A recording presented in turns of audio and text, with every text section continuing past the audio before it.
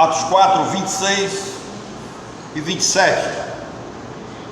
Levantaram-se os reis da terra e as autoridades se ajuntaram a uma contra o Senhor e contra o seu ungido, que verdadeiramente se ajuntaram nesta cidade contra o teu santo servo Jesus, ao qual ungiste, Herodes e Pôncio Pilatos, com gentios e gente de Israel, para fazerem tudo o que a tua mão e o teu propósito predeterminaram. Que Deus os abençoe. Irmãos, nós estamos estudando a carta aos Romanos e nós chegamos no assunto, começamos a chegar nos assuntos ligados à eleição e à predestinação. Eu vou encerrar essa parte, primeira parte da predestinação hoje, para entrarmos na questão da responsabilidade humana no próximo domingo. Então, o texto que nós acabamos de ler é a igreja do Senhor Jesus Cristo em Jerusalém sofrendo perseguição, e eles se reuniram no templo para orar, e reunidos, eles disseram, levantaram-se os reis da terra, as autoridades se juntaram contra Jesus, ungido do Senhor, mas que esses homens, eles estavam fazendo tudo aquilo que a mão e que o propósito de Deus havia predeterminado. Ou seja, aquilo que para nós é uma espécie de mistério, aquilo que para nós é ofensivo, porque tem algumas pessoas que se ofendem com a doutrina da predestinação, para a igreja em Jerusalém era algo normal. Eles estão reunidos, eles estão passando por perseguição, eles viram o que aconteceu a Jesus Cristo, mas na sua oração exaltando a soberania de Deus, eles dizem que o que aconteceu estava dentro de um propósito que Deus havia predeterminado. Se a igreja em Jerusalém sabia disso, o que foi que aconteceu para que nos nossos dias essa doutrina fosse praticamente expulsa do meio teológico? Ela foi deixada de lado, porque os homens começaram a buscar a sua glória própria, a glória de Deus foi deixada de lado. Quando nós olhamos para alguns textos das Escrituras, ou da Bíblia de um modo geral, eu quero aqui pensar com vocês alguns textos. Por exemplo, Isaías 45, 7, Deus diz: eu formo a luz e crio as trevas, eu faço a paz e crio o mal. Ora, de que mal Deus está se referindo? Qual foi o mal que ele criou? O mal personificado nós encontramos em quem? Em Satanás.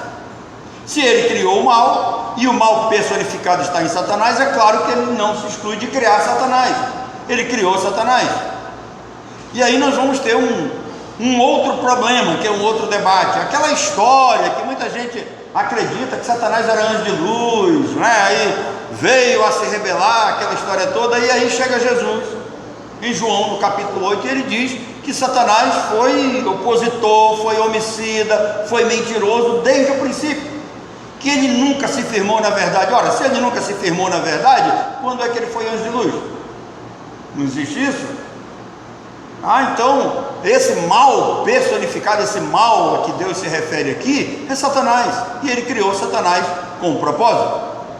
Quando nós olhamos Lucas 22, 22, que na verdade o Filho do Homem vai segundo o que está determinado, mas ai daquele pelo qual ele está sendo traído. Tem duas coisas aqui muito claras e muito lógicas.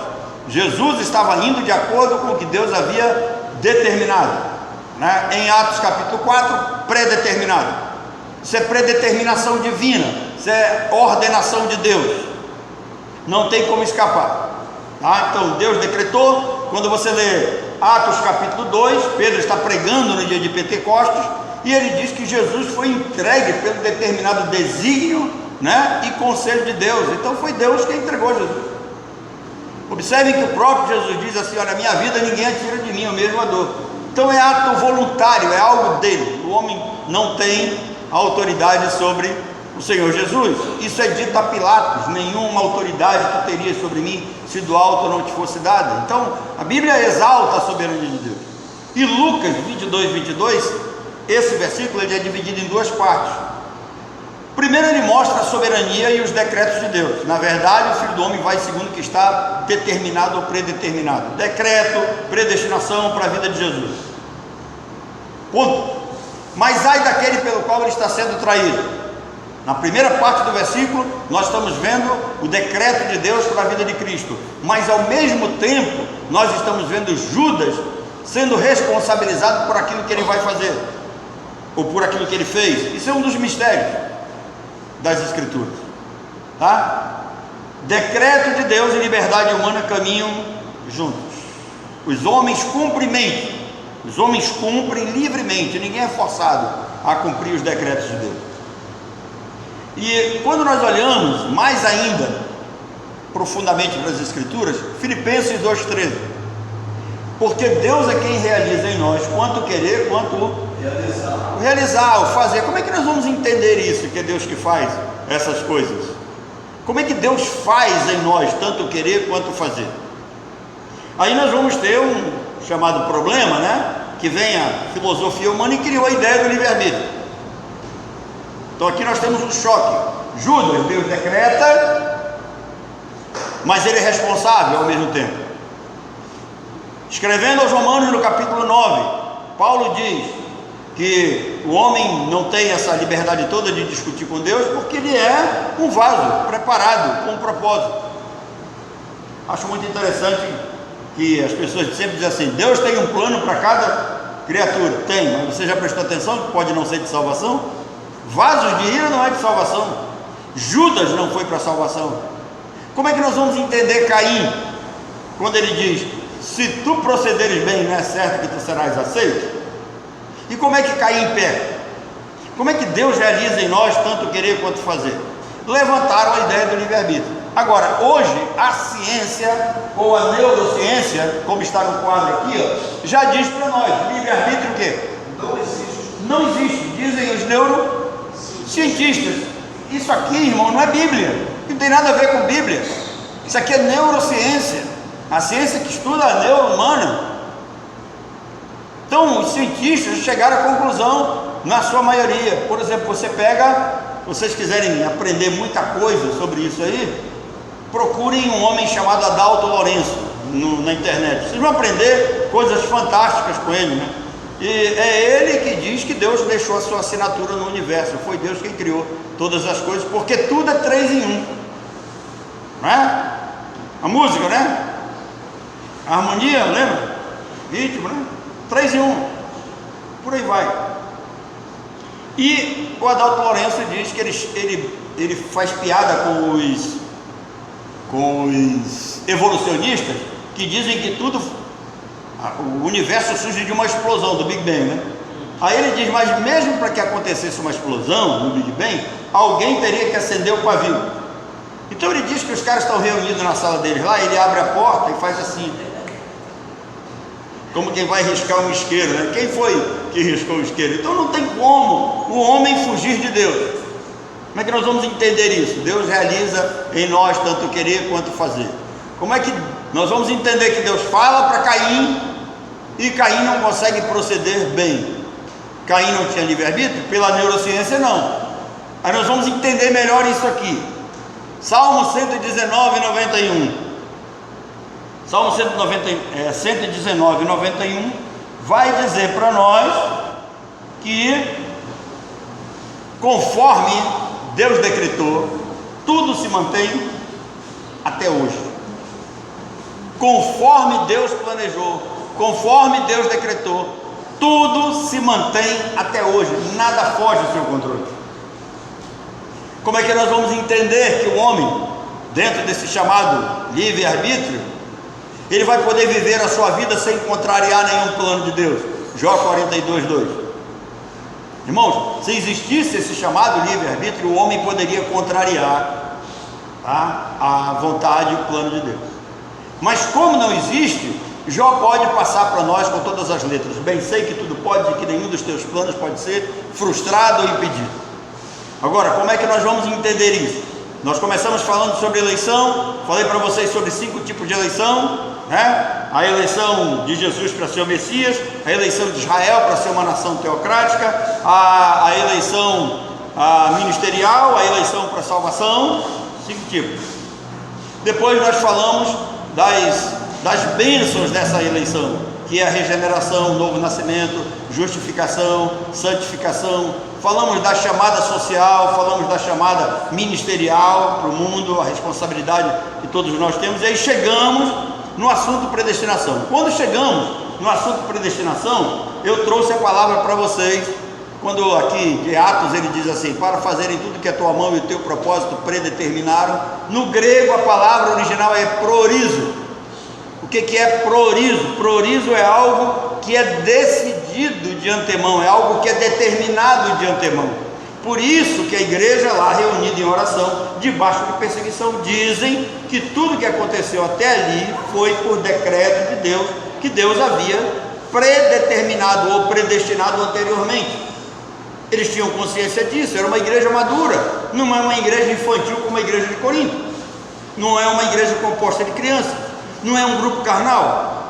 Então, proorizo vai explicar isso para nós. E aí, dentro dessa palavra predestinação, dentro do proorizo, nós vamos lá para o Antigo Testamento, nós vamos para a língua hebraica, que é a língua originária, digamos, a primeira língua, a língua falada no Éden. Dizem os sábios rabinos que é a língua de Deus para o homem. E aí, quando nós começamos a estudar a língua hebraica, nós vamos ver que no hebraico, letra significa ensino. Por exemplo, quando você pega a letra Gimel, você vai olhar, tem todas as características do camelo, quais as lições que o camelo traz para nós. Já falei para vocês aqui: distância do mundo, capacidade de caminhar sob dificuldades, e uma série de outras coisas. E aí, dentro dessa palavra predestinação, no Antigo Testamento, nós vamos encontrar duas palavrinhas. Eu dei essa palavrinha para vocês no domingo passado, chamada Kavaná. Então, hoje eu quero passar uma outra palavra. São duas palavras, a palavra Kevá e a palavra Kevaná. O que é Kevá?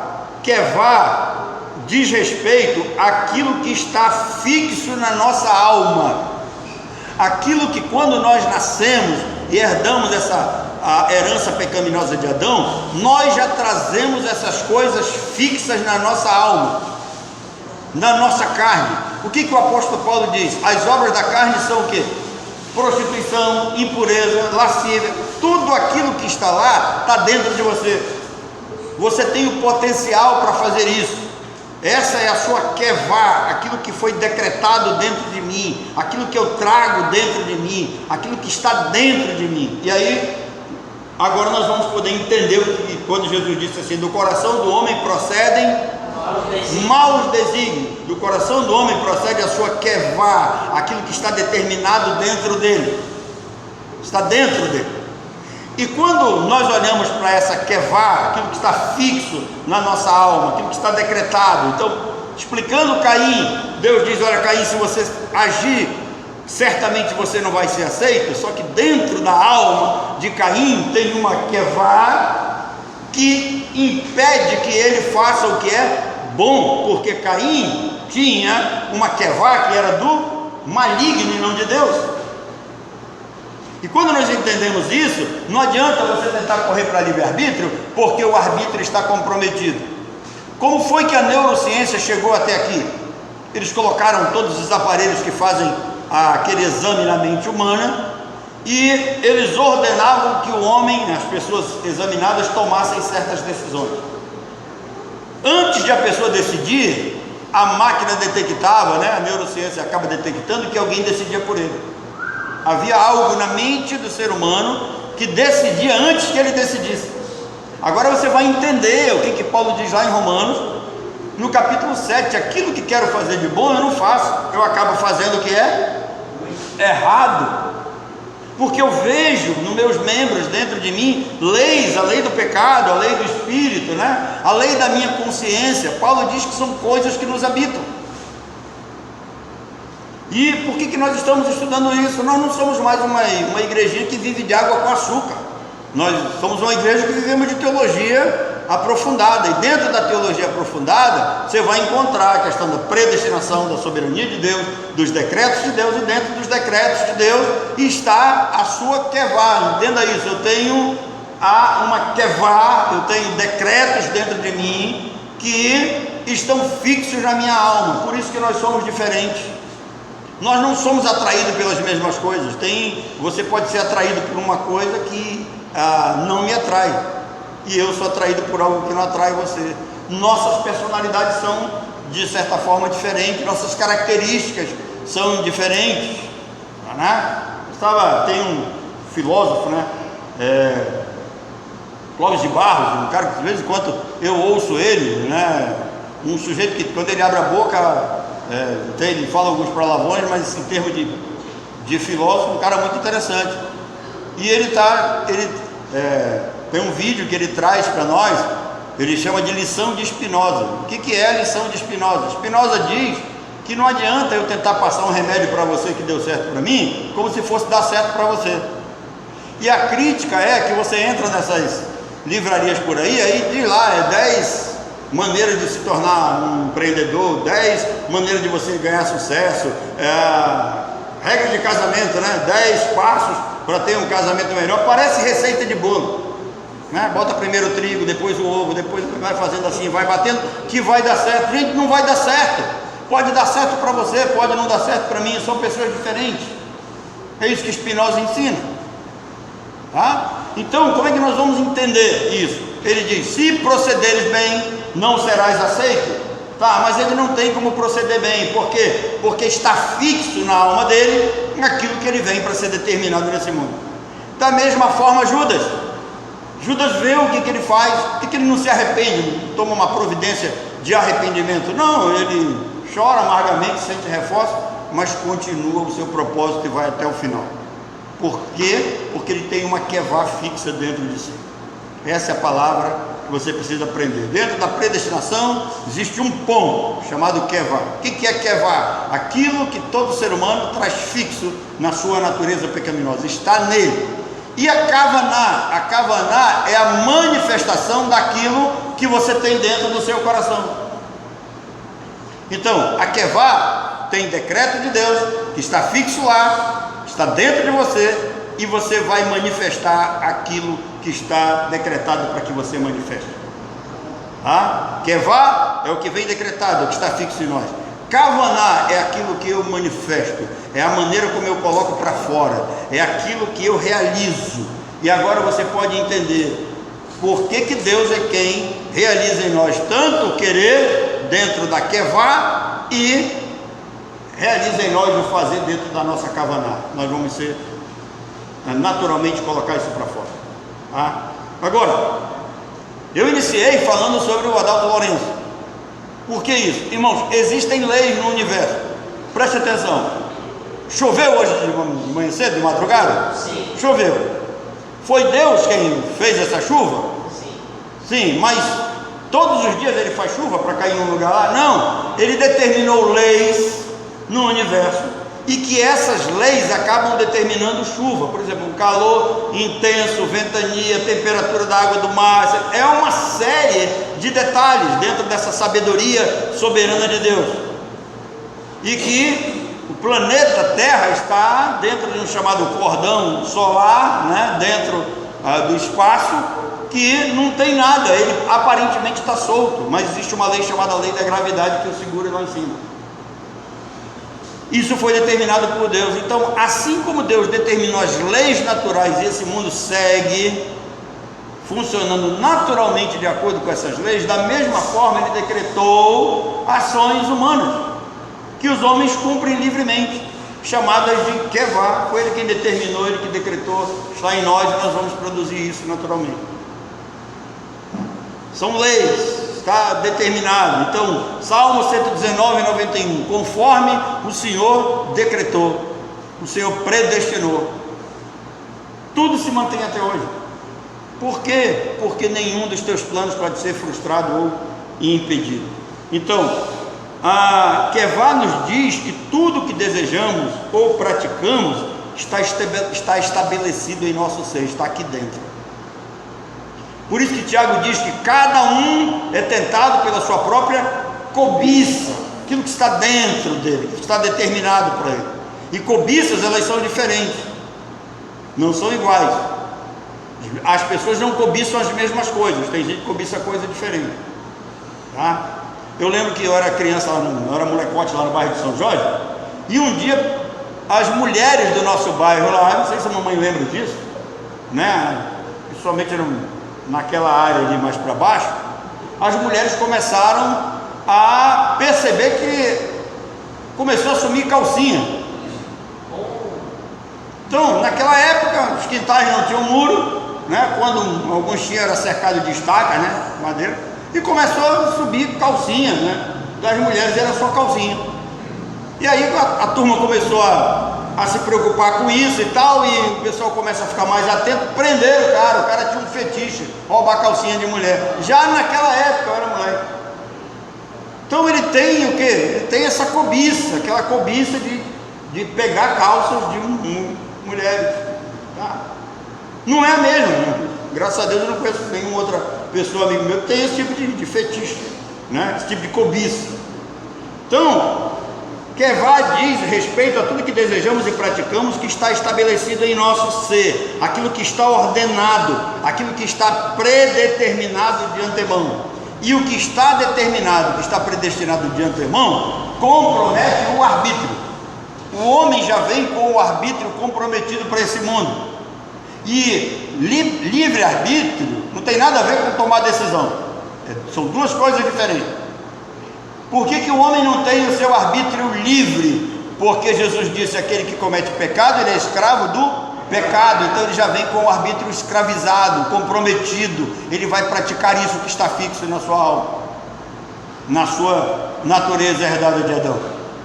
Então, se nós entendermos bem isso, nós vamos poder conviver bem com a doutrina da predestinação. Então, aí Jesus vai dizer para nós: se o Filho vos libertar, verdadeiramente sereis o quê? Livres. Então, esse homem que vem com o arbítrio escravizado, comprometido, ele só pode ser livre se ele for liberto por Jesus Cristo. Tá? Então, Kevá diz que Deus determinou em nosso ser tudo aquilo que preferimos ou desejamos, e a Kavaná vai colocar isso para fora, para que seja exposto, para que as pessoas conheçam quem nós somos. Agora, quando nós olhamos para Judas, né, é só você olhar para as Escrituras. Então, Satanás tem um propósito, é o mal personificado, é dele que vem o mal no mundo. E se vocês me perguntarem por que Deus permite isso, é porque ele tem um plano, ele tem um propósito. Se você não concorda, quando chegar diante dele você reclama. Só estou passando para vocês o que está aqui nas Escrituras. Às vezes algumas pessoas perguntam: mas Judas não teria oportunidade de arrependimento? Não, não teria, não tem como. Por quê? Porque a Kevá de Deus, a determinação de Deus, é que Judas fosse o traidor. Se você ler João 13:18, preste atenção. João 13:18: eu não falo a respeito de todos vós, pois eu conheço aqueles que escolhi. É antes para que se cumpra a Escritura. Então presta atenção, Jesus sabe quem ele escolheu, e ele escolheu Judas para que se cumprisse o quê? A Escritura. Aí ele diz: aquele que come do meu pão levantou contra mim o seu calcanhar. Isso é João 13:18. Quando nós olhamos mais detalhadamente as Escrituras, irmãos, convinha que se cumprisse a Escritura que o Espírito Santo proferiu anteriormente por boca de Davi, acerca de Judas, que foi o guia daqueles que prenderam a Jesus. Isso é Atos 1:16. Então, o que Lucas, que escreveu Atos, está dizendo para nós aqui? De que aquilo que aconteceu na vida de Judas é algo predeterminado, predestinado por Deus, e que vem desde o Antigo Testamento. Davi já vem falando o que iria acontecer. E Judas é manifesto, é Jesus quem manifesta a pessoa de Judas, né? Então é bom lembrar, né, que Satanás ele não pode frustrar os planos de Deus. Judas não vai frustrar os planos de Deus, Caim também não ia frustrar os planos de Deus. E tem gente que pensa que Deus estava, vamos dizer assim, ausente do jardim do Éden. Não estava ausente, ele estava presente, estava vendo tudo o que estava acontecendo, e ele estava ali coordenando tudo, porque nada sai do seu controle nem do seu propósito. Então guarde essas palavrinhas, isso faz parte. Quando você pensar em predestinação, você vai entender que essas coisas que estão determinadas para mim, que estão no meu interior. Kavaná, eu vou produzir como homem natural, isso naturalmente eu vou colocar para fora, é a minha índole, o desejo do meu coração. Quando eu sou convertido, eu recebo o Espírito Santo de Deus. No que eu recebo o Espírito Santo de Deus, aquilo que vem da minha Kevá e da minha Kavaná passa a ser controlado pelo Espírito Santo. E aí eu passo a ter uma guerra dentro de mim, como o apóstolo Paulo diz. A minha carne pede uma coisa, o Espírito Santo diz: isso não te pertence. Bom a gente pensar isso. E aí Paulo vai querer entender isso, ele não consegue. Qual é o resultado final de Romanos capítulo 7? Ele diz: miserável homem que sou, eu não consigo resolver esse problema, mas graças a Deus eu tenho Cristo Jesus, que já pagou esse preço por mim na cruz do Calvário, já pagou os meus pecados, e agora eu tenho livre acesso diante de Deus e diante do Pai. Recebi o perdão, sou nova criatura, aguardo agora o que? O arrebatamento, para transformação geral, para que a minha Kevá e a minha Kavaná seja completamente destruída, e a partir daí eu vou viver para a glória eterna ao lado do Pai. Que Deus nos abençoe. Alguma pergunta?